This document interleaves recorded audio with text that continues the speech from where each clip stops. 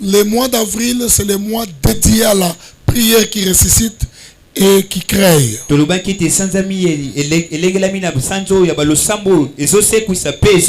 Donc même le jour de l'enseignement, nous prions. Alors aujourd'hui là, nous avons un sous-thème intitulé les actions consécutives faites par Jésus avant la Pâque.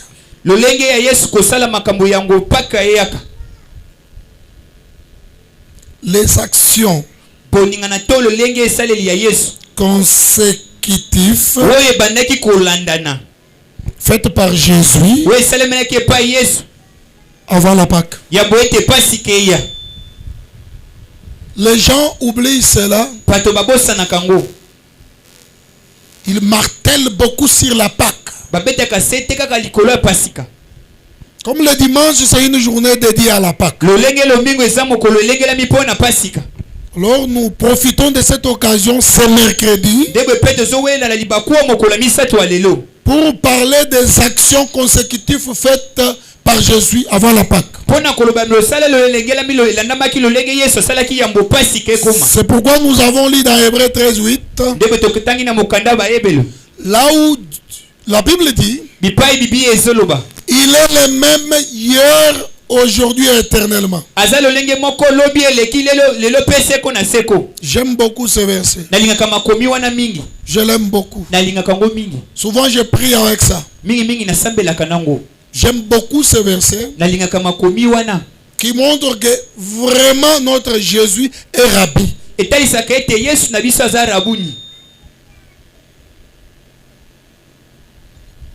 Les actions consécutives faites par Jésus avant la Pâque. Pourquoi nous voulons parler sur cela?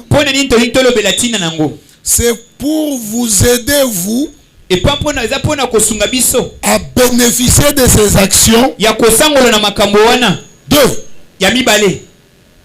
à faire aussi l'effort d'imiter de bonnes actions qui ouvrent le chemin vers la délivrance. Puisque la Pâque n'est pas une autre chose que la délivrance d'une personne. Parce que la Pâque veut dire passer outre. Quand l'ange de la destruction viendra, l'ange de la mort viendra, qu'il ne touche pas aux enfants qui avaient le sang, qu'il passe outre. Si Dieu nous prête vie, si on sera capable de parler de ça le dimanche, nous allons le faire. Mais la Pâque n'est pas une autre chose que la délivrance des enfants de Dieu. Alors les actions consécutives faites avant la Pâque par Jésus, je ne parle pas de tous les Pâques que Jésus a fêtés. Mais je parle des 33e Pâques que Jésus a fêté avec ses disciples. 33e Pâques. Jésus a fêté 33 Pâques dans sa vie. Chaque année on devrait fêter la Pâque. Maintenant le 33e Pâque, Jésus a commis des actions. Première action, la restauration de ses enfants. Alléluia. Amen. Il l'a fait avant de fêter la Pâque. Donc avant que toi aussi tu fêtes la Pâque le dimanche, Hébreux 13:8 nous parle qu'il est le même hier, aujourd'hui, éternellement. Il doit aussi restaurer ta vie. Amen. Votre façon de dire Amen me dérange. Nous sommes dans Luc chapitre 18 verset 35 au 42e verset. La restauration ou bien le recouvrement de la vie, de la vision. Il y avait une personne qui voyaient. Lisez la Bible. Luc chapitre 18, verset 35 au 42. La Bible dit: comme je suis approché de Jéricho, un aveugle était assis au bord du chemin et mendiait. Entendant la foule passer, il demanda à ce que c'était. On lui dit: c'est Jésus de Nazareth qui passe. Et il cria: Jésus, fils de David, aie pitié de moi. Ceux qui marchaient devant les reprenaient pour les faire taire. Mais il criait beaucoup plus fort: fils de David, aie pitié de moi. Jésus s'étant arrêté, ordonnant qu'on les amène. Et quand il se fit approcher, il lui demanda: que veux-tu que je te fasse? Il répondit: Seigneur, que je recouvre la vie. Et Jésus lui dit: recouvre la vie, ta foi t'a sauvé. À l'instant, il recouvra la vie et suivit Jésus, glorifiant Dieu. Tous les peuples voyant cela louant Dieu, parole du Seigneur. Bien-aimé dans le Seigneur, Jésus voyant son jour venir, il se dirigeait déjà vers Jérusalem, en traversant de ville au village. Il arrive à un certain moment où un aveugle, donc quelqu'un qui voyait déjà, parce que la Bible dit, il a dit à Jésus, quand Jésus lui a posé la question: que veux-tu que je fasse pour toi?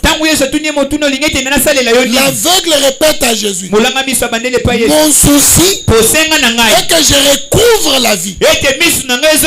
Donc cela veut dire que ma vision soit restaurée. C'est quelqu'un qui voyait, qui voulait recouvrir maintenant sa vision. Ce soir ici, s'il y a quelqu'un qui touchait, qui voyait, qui vivait, qui travaillait, qui s'était marié, mais maintenant il n'a pas ces choses, que le Dieu de restauration entre en scène, qu'il restaure sa vie, qu'il restaure son argent, qu'il restaure son mariage, qu'il restaure sa fécondité. Ce soir ici, que les gens voient, qu'ils regardent, qu'ils louent l'Éternel des événements grandioses qu'il va faire pour toi. Il est le Dieu de restauration. Nous le croyons. Mais avant la Pâque, il a restauré la vie de ses saints. Ce soir ici, nous sommes venus aussi vers lui pour crier qu'il puisse avoir pitié de nous. De la même manière qu'il a restauré la vision de l'aveugle, ce soir il restaure tout ce que tu vas lui demander. Ce soir ici, il restaure ta vie, il restaure ta vision, il restaure ton travail, il restaure ton foyer, il restaure ta stabilité au nom de Jésus. Ça dépendra de la manière dont tu vas crier. Il y a les gens qui vont te faire taire, qui vont te dire que ça suffit. Jésus ne fait pas égard à toi. S'il y a longtemps crié, laisse-lui se reposer. Ne laisse pas Jésus se reposer.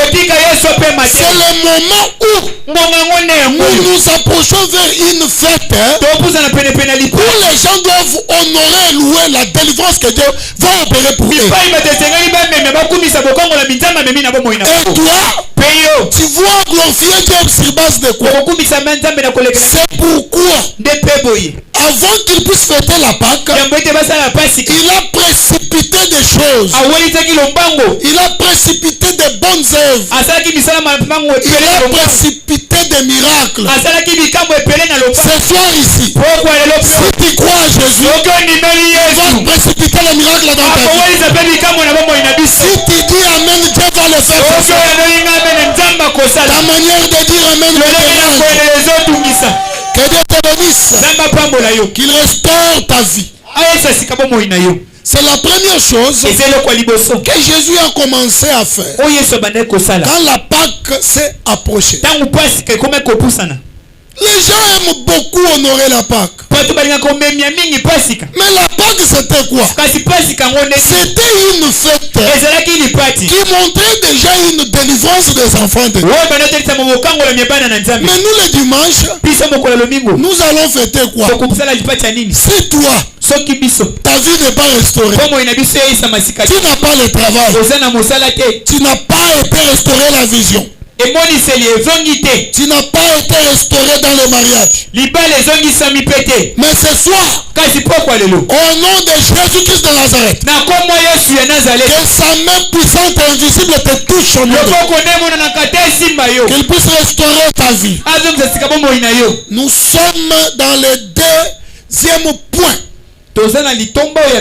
La deuxième chose que Jésus a fait, il a donné le salut aux pécheurs qui se sont repentis.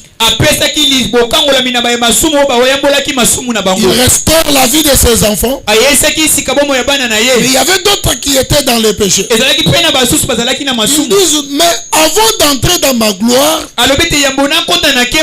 je dois monter sur mes seins. Je dois être entouré de milliards et de milliards de saints. Mais pourquoi c'est là où celui-là reste dans le péché? Alors, il a donné le salut aux pécheurs. Aux pécheurs qui se sont repentis. Si tu te repens ce soir, l'Éternel entrera dans ta maison. Tu recevras le salut au nom de Jésus. Non, on doit le lire.